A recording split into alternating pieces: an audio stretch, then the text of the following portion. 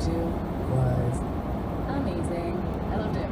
I love living by the KonMari way. It's literally everything I've ever wanted from my life. I love efficient systems. I love clear surfaces. Every area in my house feels like a curated sanctuary where I could like sit down and meditate. Not that I would ever actually meditate. And really the KonMari method eliminated all of the issues around my house, at least that Brad and I bicker about all the time. Dishes in the sink, mail left out. Like now everything has a place and you know where it should be. There's no gray area, so like you just do it. Oh, Marie Kondo would be so proud of you. But even though I thought things were better than ever in my house, a few days after our big tidy, Brad came out with his deep dark secret about the KonMari lifestyle. Now, if you excuse me, I'm gonna go fold for 20 or 30 minutes. I love you. Yeah, just how I get home from work now. Just spend most of my night cleaning. Time to get the soap. Where's the soap? Oh, here's the sponge. Oh, look at this great kitchen kit I've assembled. Oh, got it. Finished drawing the finished doing the cutting board. Oh, the cutting board goes in a drawer. Well, you know what? I want to cut a strawberry. Better get out the cutting board. I gotta wash that. Where is the sponge? Oh, it's in a drawer. Like, that's my life. No, I won't ever have strawberries again, because I'm gonna go, oh, like, we don't eat in this house. So Brad doesn't sound like he's doing too great. No, turns out Brad is miserable. He's like cleaning and grunting, just like Marie Kondo did as a little girl. Exactly. And at the end of week 2, like, I had to compromise for Brad's sanity. He wakes up at 4 in the morning. I don't blame him for not wanting to, like, spend every morning getting his shampoo out, his razor out, his soap out, wiping it off, thanking it, putting it back in a cupboard. No. So we're gonna put the shower caddy back. We're gonna let him keep his head and shoulders in the shower. That makes sense to me. Let the poor guy have his head and shoulders. Like, we can't all be like my parents who agree to live in, like, a sterile home in bliss. Like, Brad and I aren't compatible that way. And Kondo even says in her book that many women, after they adopt her lifestyle, end up getting divorced. Yeah. Like, now I see why. It is a stressful situation, restructuring your life in such a big way. And tensions are high. So I'm gonna get a little less tidy and I'm gonna try to keep my marriage intact.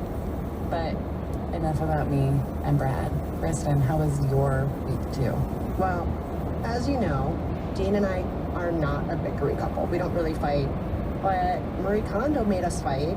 Things were so tense. Much like Brad, Dean could not stand the setup of the kitchen. Drawers, putting things in drawers. No tools were set up in the place where you actually use the tools. It was driving him nuts. Here he is, much like Brad, dealing with kitchen frustration. Hey, hon. Yeah. I don't think this is supposed to be on the counter. It's cooking the rice. Okay. We can't cook rice in a cupboard. It'll get moldy. I don't care if she wants me to cook rice in the cupboard. I'm not No, cooking rice in the I'm cupboard. sorry. I didn't realize it was on. She doesn't want anything on the counters at all. Rice. All right. It's cooking rice. Okay. Sorry about that. How are you adjusting otherwise to the new kitchen? I find it very frustrating to have to go into the cupboard to get soap to wash my messy hands, because now I have to clean the cupboards as well as my hands. Well, she doesn't want the dish soap out. She doesn't want anything out I on the... understand what she doesn't want. What you're saying is as soon as our 2 weeks is up, you are putting everything back on the counter. I'm certainly putting the soap on the counter. I'm not leaving it under the sink. That's ridiculous. You say thank you soap before you put it back in the cupboard. Oh, maybe that was the problem. You have to say thank I'm you. going to try it now. Thank you soap. Oh. Thank you, soap. Now I have to wash the cupboards. Poor Dean. Have you ever heard him so mad? Dean sounds so subdued and calm, but if you know Dean, this is Dean, like, off the charts furious. I've never heard him that quiet, which is what scares me. yeah. I've never It's the heard quiet that man rage. whisper. It was pretty bad. Wow.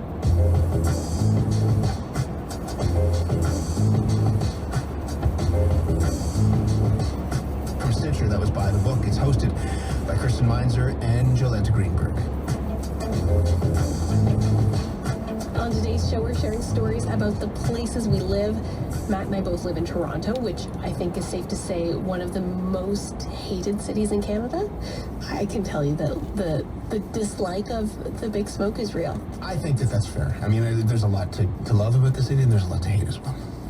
People have hated Toronto for a long time. Yes. It's not just now. And in this episode of The Secret Life of Canada, hosts Leah Simone Bowen and Phelan Johnson dig into how Toronto became the city people love to hate.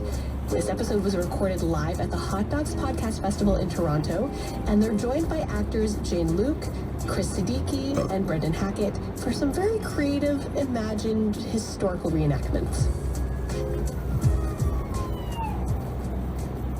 So by this point, the city had really ticked off the Mississaugas, and the rest of Ontario was also getting tired. Places like Kingston and Stony Creek, who had taken part in the fight, were pushed aside in the narrative of the War of 1812. Pretty much the rest of Canada was okay with Toronto until it was time to pick a capital city.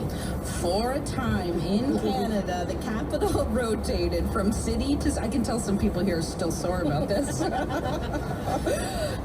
The capital city rotated from city to city every 4 years when Upper Canada and Lower Canada were unified in 1841. Kingston was chosen because it was the largest city in Ontario, and there was still street parking, so you could park your horse after rush hour. Yeah, that's important. Yeah. Then in 1844, Montreal was chosen in recognition of Montreal's obvious importance as Canada's economic and cultural center, and because everyone desperately wanted to get out of Kingston. Due to the terrible road construction in Montreal and too much ennui, everyone decided that by 1849, I'm glad you guys got that. Leah had to explain ennui to me. I was like, do I the was like, ennui I don't know what joke. ennui is. Do the ennui joke. It's Yeah. gonna kill. I did. Okay? You were right. You were right. I learned so much. Due to too much ennui, everyone decided that by 1849, the capital of Canada would be Toronto, and it stayed that way until 1851. Then Quebec City was the capital until 1855, and then Toronto got it back again. And when they did, they really rejoiced in it. Started from the bottom, now we're here. Started from the bottom, Okay, just stop. It's too much. It's too much. So Toronto was becoming a bit much, and by 1857, the rest of Canada begged Queen Victoria to pick a capital because they obviously were having a hard time deciding amongst themselves. Here is a reenactment of how they finally decided. Toronto. Quebec City. Montreal! Toronto. Can Kingston still be in the mix? No, Montreal!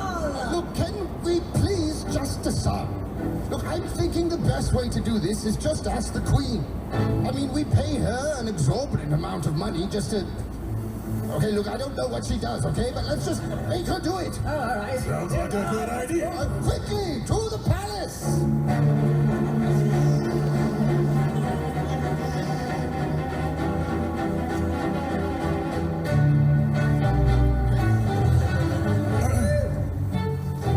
Ma'am, the Canadians are really annoying. Yes. Ready? Just give them back to the Americans. I really can't stand the way they sip their Tim Hortons tea and coffee and apologizing all the while to their horribly straight teeth. Give them back to the Americans. Good night. Your Majesty, we can't just give them back. The colony is ours. It is our duty to pick a capital before they kill each other. Now, here, as you can see on this map, they are stuck between Toronto and Quebec City. I see. Well then, give me a pin. Now, I shall randomly stick this pin between the two cities, and that is how we shall decide. Oshawa it is. Now, please leave. I have to binge watch season 2 of The Crown. Spoiler alert, you die. And that is exactly what happened. Prince Albert, Victoria's husband, sent a letter over with the decision. I return the enclosed papers with very best thanks. Ottawa must indeed be a beautiful situation, and all the detached descriptions must tend to confirm the impressions that the choice is the right one. We must now trust that the province will look upon it in the same light when it becomes known.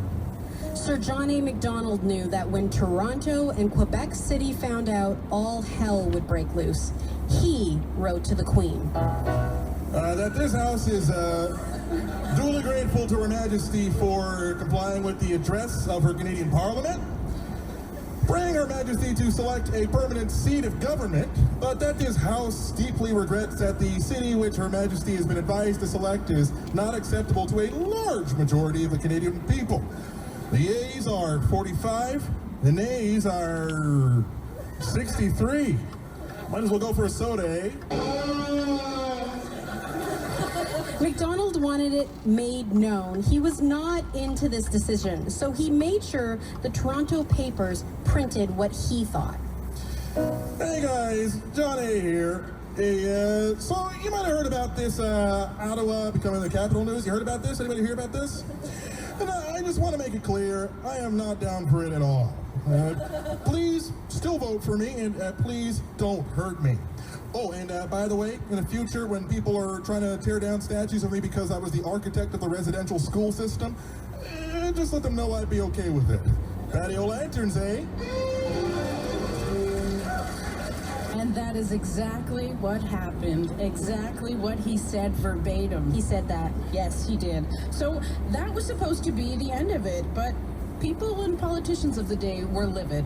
Yeah, in fact, in a rare move for this time period, people rejected Queen Victoria's verdict. Torontonians made a decision. 4 more years! 4 more years! 4 more years! That's right. Toronto kept holding Parliament for 4 years. Yeah, the ego of the city was large, and we never really got over not being the capital. And although chosen in 1857, Ottawa did not hold its first session of Parliament for another 9 years.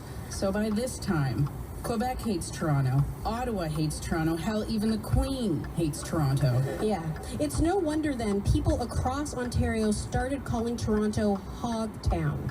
A Globe article headline from 1898 was entitled, "Our Friend, the Hog." Yes. In the smaller cities of the province, when a man wants to say nasty things about Toronto, he calls it Hogtown. Yes, the remark was originally had no relation at all to our friend the hog, but was merely intended to convey an impression that the citizens of Toronto were porcine in their tendencies.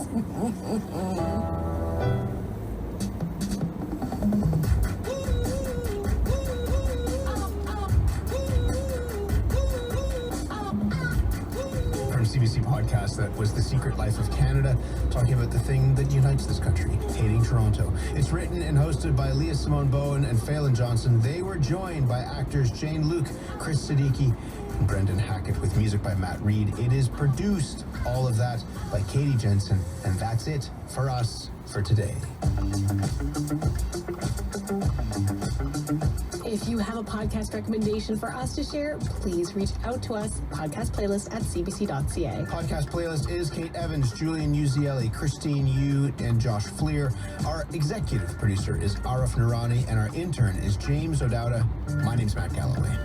I'm Lindsay Michael. Thanks for listening.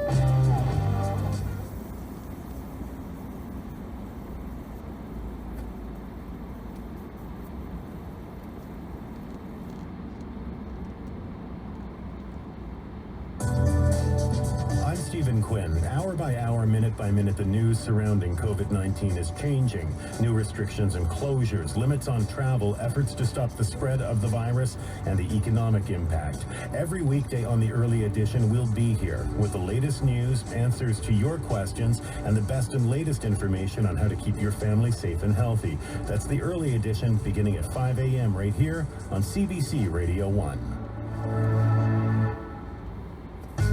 Gloria Macarenko. In a moment, we'll take you live to today's COVID-19 update with provincial officials. And following that on the coast, it's the end of the month. The rent is due. How are you making ends meet? What are your financial concerns as the pandemic continues? We'll open the lines for your questions.